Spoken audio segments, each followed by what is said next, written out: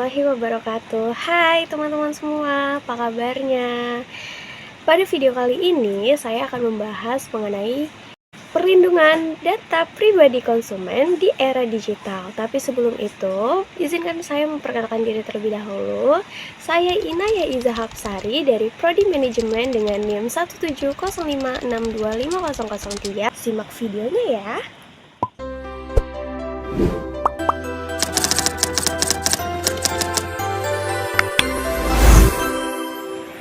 Di era digital, hampir setiap hari kita membagikan data pribadi saat belanja online, memesan ojek, hingga ketika kita menggunakan media sosial. Tapi, pernahkah kita berpikir sebenarnya sejauh apa data yang kita gunakan dan apakah data tersebut akan aman? Nah teman-teman semua, data pribadi adalah informasi yang dapat mengidentifikasi seseorang.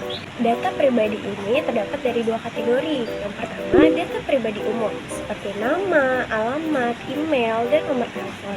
Yang kedua adalah data pribadi sensitif, seperti data kesehatan, biometrik, informasi keuangan, rekam jejak digital, dan lainnya. Data-data ini sangat berharga, bahkan bisa disalahgunakan untuk penipuan, pencurian identitas, atau manipulasi digital. Teman-teman, kenapa sih perlindungan data itu penting? Masalahnya, tidak semua perusahaan ini menyimpan data kita dengan aman. Banyak kasus kebocoran data terjadi karena kelalaian sistem atau penyalahgunaan pihak tertentu. Akibatnya, konsumen yang menanggung kerugiannya, baik secara finansial, bahkan ancaman keamanan. Semua resiko kebocoran data tersebut tentu tidak bisa dibiarkan begitu saja. Karena itu, diperlukan aturan yang jelas agar perusahaan tidak sembarangan mengelola informasi pribadi konsumennya.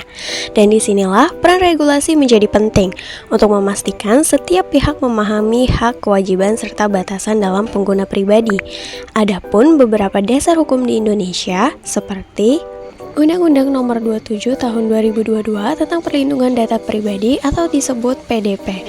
Pada intinya, undang-undang ini mengatur bagaimana data pribadi dikumpulkan, diproses, dan siapa saja yang boleh mengakses, serta apa konsekuensinya jika data tersebut disalahgunakan. Selanjutnya adalah Undang-Undang Nomor 8 Tahun 1999 tentang Perlindungan Konsumen.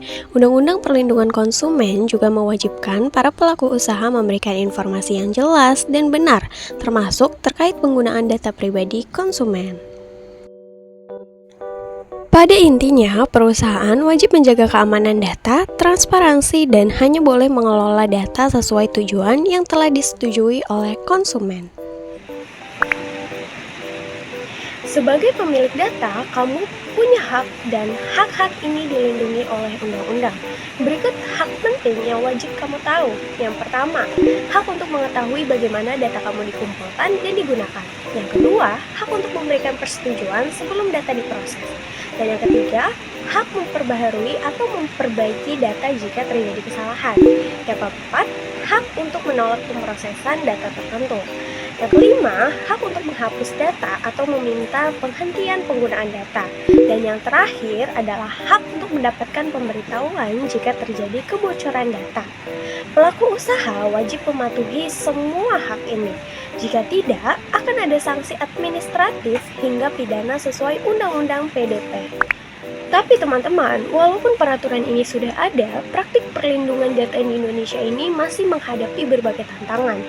Beberapa penelitian mencatat bahwa banyaknya platform digital belum sepenuhnya menerapkan standar keamanan yang kuat. Konsumen masih sering memberikan data tanpa membaca kebijakan privasi. Transparansi penggunaan data masih rendah, yang artinya literasi digital dan kepedulian konsumen ini masih harus ditingkatkan. Nah, ada beberapa tips untuk melindungi data pribadi teman-teman semua nih. Yang pertama, baca kebijakan privasi sebelum memberikan data. Yang kedua, gunakan password yang kuat.